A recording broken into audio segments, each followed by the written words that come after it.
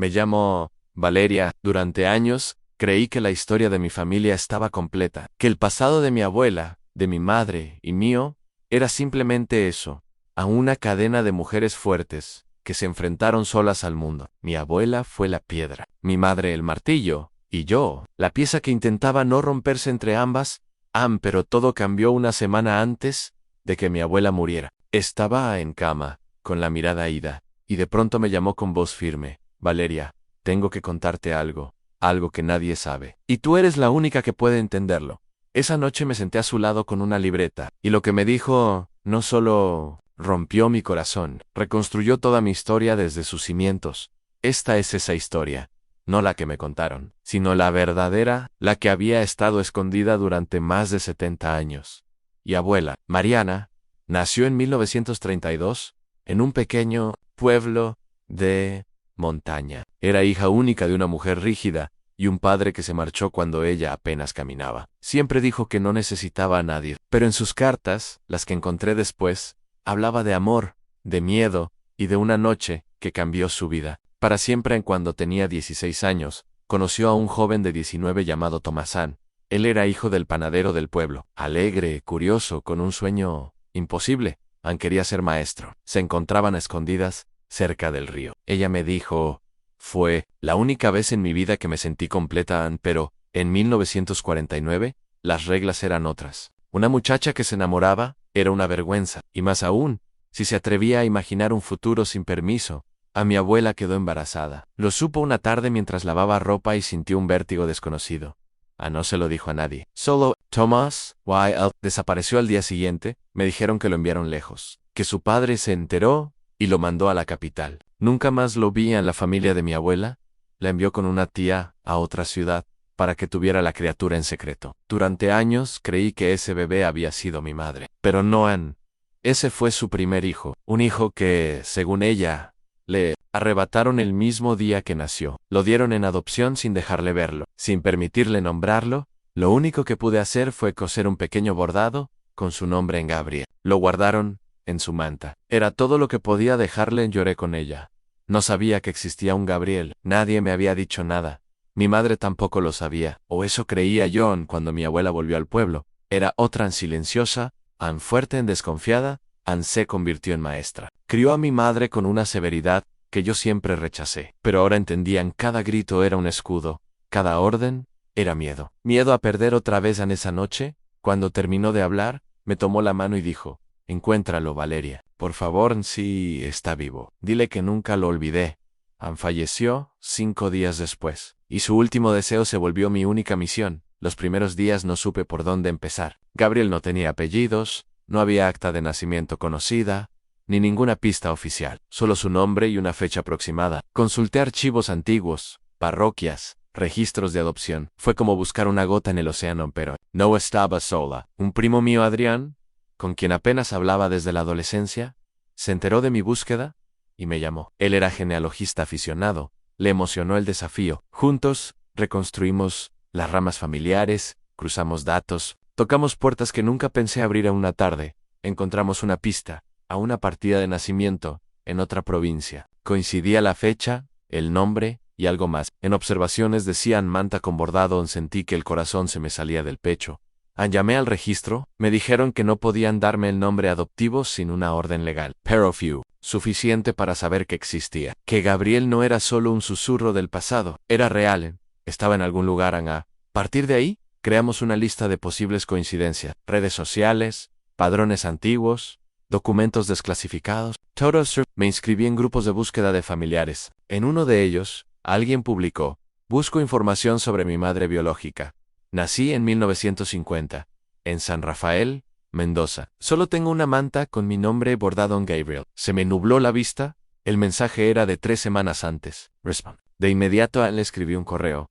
Le conté mi historia, mi nombre, el de mi abuela. Le envié fotos de Mariana de joven, la del bordado, que ella me había descrito. 3 días después, recibí su respuesta.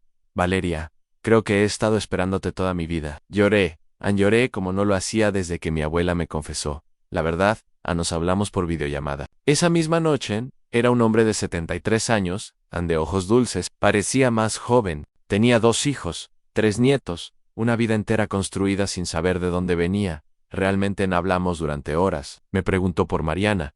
Le conté todo, en cada palabra, en cada lágrima. Le dije que ella nunca lo olvidó. Que lo amó cada día de su vida, aunque solo fuera en silencio. Le conté que murió pensando en él, y que su última voluntad fue que lo encontrara. Anel lloró en silencio. Luego me mostró algo. Sacó una manta, antigua, cuidada, y en una esquina. Onboard, Gabriel, la he tenido desde que tengo memoria, me dijo. Nadie sabía de dónde vino. Mis padres adoptivos decían que era parte del ajuar, pero yo siempre sentí que alguien me la dejó con amor. Nos encontramos un mes después, en el pueblo donde todo comenzó, donde Mariana nació, donde fue madre. Por primera vez, caminamos por sus calles. Visitamos la casa vieja de mi abuela. Fuimos al río, tallamos flores, y luego frente a su tumba, Gabriel se arrodilló. Gracias, mamá, susurró. Ya no estoy perdido. Esa fue la historia que mi abuela no pudo contar en vida, pero que me eligió para terminar y entendí, por fin, que la sangre no siempre se mide por la cercanía, sino por la verdad que une las heridas. Gracias, abuela. Gracias por confiar en mí. Hoy tu secreto ya no duele. Hoy, sana. Después de aquel reencuentro con Gabriel, mi vida cambió de forma silenciosa pero profunda. No fue una transformación inmediata, pero sí constante. Comencé a mirar mi historia con otros ojos. Entendí que nuestras raíces no siempre son visibles, pero, cuando emergen, tienen el poder de dar sentido a todo lo que somos. Gabriel y yo seguimos en contacto. Hablábamos cada semana, nos compartíamos recuerdos, historias, recetas, incluso canciones que mi abuela solía tararear. Él las recordaba vagamente. Yo las había escuchado toda mi infancia. Descubrimos similitudes inquietantes, el mismo gusto por los libros antiguos, la misma risa seca, hasta una cicatriz parecida en la ceja izquierda, que él se hizo de niño, y yo por una caída, a los 5 años. Pero no todo fue sencillo. Cuando le conté a mi madre, su reacción fue inesperada. ¿Como que mi mamá tuvo otro hijo?, dijo con el rostro pálido. ¿Y nunca me lo dijo? Asentí en silencio. Le mostré la manta en las cartas, el cuaderno donde había escrito parte de su confesión. A mi madre se levantó, caminó de un lado a otro, murmuraba cosas que no lograba entender. Luego se sentó frente a mí y dijo: siempre supe que había algo que no encajaba, pero no imaginé esto. Necesito tiempo, Valeria. Tiempo para digerirlo. No volví a presionarla. Pero meses después, fue ella quien me llamó. ¿Podrías presentarme a Gabriel? Ese día cenamos en mi casa. Gabriel trajo un álbum con fotos de sus nietos. Mi madre se quedó mirándolo durante varios minutos. Al final, lo abrazó. No dijeron nada, pero en ese gesto había una historia entera reconciliándose con su origen con el paso del tiempo. Decidimos hacer algo más grande. Gabriel y yo creamos un proyecto llamado Hilos Invisible. Era un espacio para reunir historias de reencuentros familiares, de secretos revelados, de personas que, como nosotros, habían encontrado fragmentos de su historia en los lugares más inesperados. Publicábamos relatos anónimos, invitábamos a la gente a compartir sus vivencias. Pronto el sitio creció. Recibimos miles de testimonios. Una mujer encontró a su madre biológica gracias a una pulsera, guardada en una caja vieja. Unham supo que tenía un hermano en Chile por una carta que nunca llegó a su destino, y fue devuelta por error 30 años después. Historias que, como la nuestra, parecían inventadas, pero no lo eran.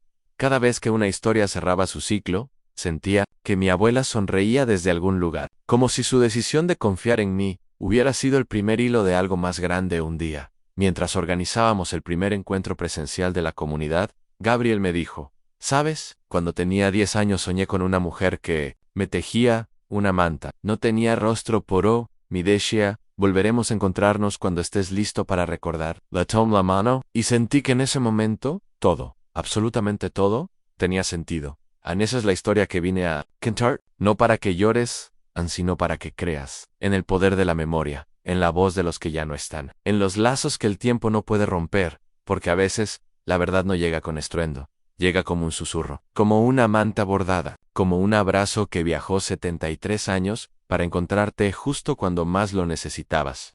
El proyecto Hilos Invisibles creció más de lo que jamás imaginamos. Pasó de ser un pequeño blog a una comunidad viva, con foros, encuentros virtuales, y más adelante, con talleres para familias que buscaban reencontrarse. La historia de mi abuela se convirtió en la primera de muchas que inspiraron a otros a buscar sus propias verdades. En una de esas reuniones, conocimos a Clara, una mujer de 62 años, que llevaba más de 4 décadas intentando encontrar a su hermana gemela, separadas al nacer, en una clínica de provincia. Lloró al contar cómo su madre murió, creyendo que la bebé había nacido muerta. Su historia nos conmovió tanto que Gabriel se ofreció a acompañarla. Personalmente, en su búsqueda en aquel viaje fue el inicio de algo más profundo para él. No solo era reencontrarse con su origen, ahora también ayudaba a otros a hacerlo. Me llamó una noche desde Córdoba, Valeria. Creo que Clara la encontró. Tiene los mismos ojos. Y cuando la vio, se desmayó del impacto en Gabriel. Se convirtió en una especie de embajador de reencuentros. Empezó a recibir cartas, invitaciones, mensajes de personas que habían sido adoptadas, abandonadas o separadas. Para Clara, no. Él tenía palabras justas. No porque supiera todo, sino porque entendía el dolor de no saber. Un día me dijo, nunca pensé que el mayo era el regalo de mi vida, vendría del vacío que sentí tanto tiempo. Y ahora, gracias a ese vacío, puedo llenar huecos en otros en mi madre. Por su parte, comenzó a cambiar también, más pausada, más abierta. En una sobremesa, mientras tomábamos té de menta, me confesó, tu abuela fue muy dura conmigo, pero ahora entiendo por qué. El silencio la devoraba por dentro. Y yo, sin saberlo, vivía atrapada en ese silencio. También la tomó la mano. No era una mujer de gestos tiernos, pero ese día me abrazó como no lo había hecho en años. Como si ese gesto borrara todo lo que nunca pudimos decirnos antes. Pasaron los años. El proyecto se volvió documental, luego libro, luego conferencia. Cada vez que alguien me agradecía por compartir, yo sentía que la historia de Mariana seguía tejiéndose, aunque su legado no era el secreto, sino la decisión de revelarlo. Una noche soñé con ella. Estábamos en su cocina, como cuando yo era niña. Ella cocinaba su famosa sopa de calabaza. Me miró y me dijo, ¿viste que si fuiste valiente? Yo sabía que ibas a encontrarlo, y que él te iba a encontrar a ti. También, me desperté, llorando. Pero no de tristeza, era una emoción nueva, como si todo estuviera por fin en su lugar. Gabriel falleció a los 80 años, una tarde de otoño. Estábamos juntos, en su casa, mirando viejas fotos. Me tomó la mano y me dijo, gracias, hermanita, ahora puedo irme tranquilo. Me devolviste la historia. ¿Y me regalaste una familia?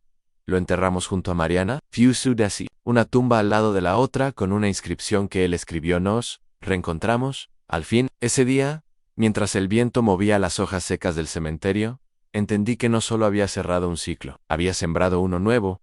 Porque hay secretos que duelen, sí, pero cuando se nombran, cuando se enfrentan, se transforman, se vuelven luz en camino en pasen. Y si estás escuchando esta historia, si tú también sientes que hay algo que falta aquí, no en Kaya, que te duele desde hace, busca not, porque quizá, justo como nos pasó a nosotros, la verdad está esperando que alguien se atreva a descubrirla. Y cuando lo hagas, cuando por fin sepas, verás que no todo era ausencia, que en algún lugar alguien también te está buscando. Gracias por quedarte conmigo hasta aquí, porque a veces solo necesitamos una historia para sanar muchas más.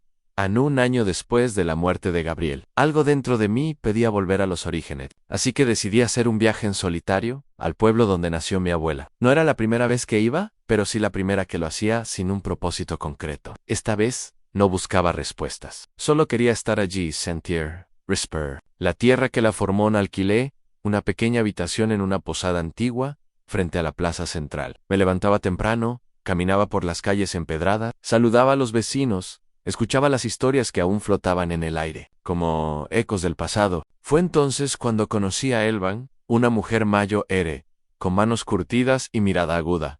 Vendía empanadas frente a la iglesia. Nos pusimos a hablar por casualidad. Cuando le mencioné el nombre de mi abuela, se le aguaron los ojos. Mariana. Claro que la recuerdo. Era una niña callada, muy inteligente. Muy sola. A veces la veía sentada frente al río, como esperando que alguien llegara. Le conté un poco de nuestra historia. No todo, pero sí lo suficiente para que entendiera. Elva me invitó a su casa.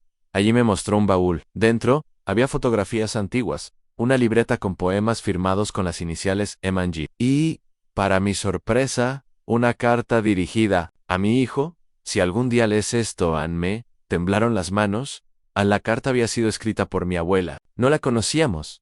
No estaba entre sus cosas cuando murió. Elva explicó que Mariana se la había entregado hacía años, con la petición de guardarla hasta que creyera que era el momento de entregarla. Nunca supo a quién. Y ahora, después de escuchar, supo que era para mí. En la carta decía: Gabriel, hijo mío, no sé dónde estás, no sé si estás, pero cada noche que cierro los ojos Imagino tu rostro.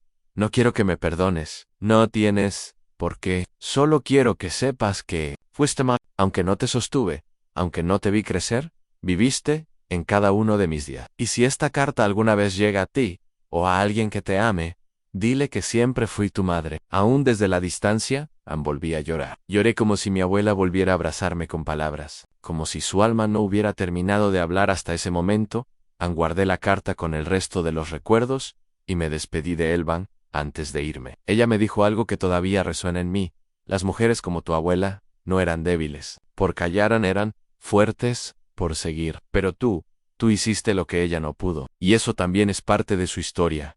Regresé a casa con esa certeza en el corazón. Y esa noche escribí una nueva entrada en el blog. A veces creemos que ya escuchamos todo, que ya sabemos todo, pero hay historias que siguen hablándonos desde los lugares más insospechados. Solo hay que estar dispuestos a escucharlas de nuevo. Desde entonces, nunca dejé de buscar, ni de porque entendí que las historias no mueren cuando sus protagonistas se van. Mueren cuando dejamos de contarlas. Y yo prometí contarlas todas. A unos meses después de aquel viaje, recibí una invitación inesperada. Una universidad de Buenos Aires quería organizar una jornada sobre memoria, identidad y relatos familiares, y me pedían que hablara sobre mi historia. Dudé, no me consideraba una experta, ni una oradora, pero algo dentro de mí, la misma voz que me empujó a buscar a Gabriel, a seguir los rastros de mi abuela, me dijo que debía ir. En la sala estaba llena. Había jóvenes, adultos mayores, profesionales, curiosos. Conté la historia de Mariana, de Gabriel, de la carta, del proyecto. Mientras hablaba, veía ojos brillando, sonrisas tímidas Genchi, tomando notaus. Cuando terminé, una mujer del público se me acercó con lágrimas. Mi abuela también fue obligada a dar en adopción a un hijo. Murió sin saber que fue de él. Gracias a ti. Hoy quiero buscarlo. Ese día entendí que las historias que sanan no solo curan a quienes las vivieron, también despiertan la valentía en quienes aún no se atreven a comenzar la suya. Poco a poco, recibí más invitaciones. Escuelas, bibliotecas, encuentros comunitarios, y cada vez que contaba la historia, algo nuevo emergía. Como si Mariana, desde donde estuviera, me fuera susurrando partes que aún no conocía. Como si su legado siguiera creciendo en cada oído, que lo escuchaba con el corazón abierto. El proyecto Hilos Invisibles se transformó en fundación, y con ello llegó un nuevo propósito: crear un archivo oral de memorias familiares. Grabamos testimonios, organizamos jornadas de escucha, ayudamos a personas mayores a contar sus historias antes de que se perdieran en el olvido en un día. Entrevistamos a un hombre de 91 años, nos habló de su juventud, de una mujer a la que amó en secreto, y de un hijo que quizás había tenido sin saberlo. Al terminar, sacó un pañuelo de su bolsillo y lo abrió con cuidado. Dentro había una pequeña flor de tela, con las iniciales M&G, bordadas a mano. Nunca supe de quién era, nos dijo. La dio ella, la última vez que nos vimos. Dijo que si algún día alguien preguntaba por su nombre, esto hablaría por ella. Me quedé helada. Era posible que mi abuela también le hubiera dejado algo a él, que no fuera solo Gabriel lo que había quedado inconcluso. Volví a revisar todo en las fechas, las cartas en las libretas. Y ahí, en un poema escondido entre las hojas, encontré una pista. Una sola frase, y sí, ¿acaso alguna vez mi alma sembró en más de un jardín que florezcan los secretos, pero no en vano? ¿Era posible que Mariana hubiera amado a dos personas, que su historia no hubiera sido solo una, sino muchas, entretejidas en su silencio? Y entonces lo comprendí: las historias no terminan cuando creemos cerrarlas. A veces apenas comienzan, porque cada verdad revelada es la llave de otra que espera ser dicha. Y así, una vez más, entendí por qué había prometido contarlas todas. Hoy, cuando miro atrás, no veo una sola historia, veo tapes, una red de hilos invisibles que se fueron cruzando con los años. Hilos de amor, de pérdida, de silencio, de encuentros que parecían imposibles. A Mariana no fue solo mi abuela, fue la raíz de muchas vidas, fue la semilla de un movimiento que nunca imaginó iniciar. Y aunque no pudo contar su verdad en vida, lo hizo a través de Mía de Gabriel. De todos los que se atrevieron a hablar después en la carta, el bordado, la manta, el pañuelo con la flor, cada objeto que parecía olvidado, se volvió testimonio de que el amor y la verdad sobreviven al tiempo. Que ninguna historia se pierde si alguien está dispuesto a escucharla. Hoy, sigo con la fundación. Con cada relato que llega, me convenzo más de que estamos hechos de memorias y que al compartirlas, no solo sanamos nuestras heridas, también damos sentido a las de otros. A mi madre me dijo una vez, mucho después de reconciliarse con el pasado. Gracias por no dejar que el silencio nos definiera, y yo le respondí. Gracias por enseñarme a escuchar incluso cuando dolía en Gabriel. Sigue vivo, en cada encuentro, en cada abrazo entre hermanos que se reencuentran, en cada lágrima que cae, cuando alguien encuentra por fin una respuesta animariana. Ella ahora vive en cada palabra que cuento, porque no murió con su cuerpo, sino que renació en cada historia que ayudó a sanar. Esta historia termina aquí, pero no se cierra, porque alguien, en algún lugar, aún guarda una carta, una fotografía, una flor bordada, esperando que su historia también sea contada, Anne. Y si tú estás leyendo esto, y sientes que algo dentro de ti también guarda un secreto, no lo es más, Anne, cuéntalo, Anne, escríbelo. Búscalo, Anne, porque las historias que se cuentan son las que realmente sanan.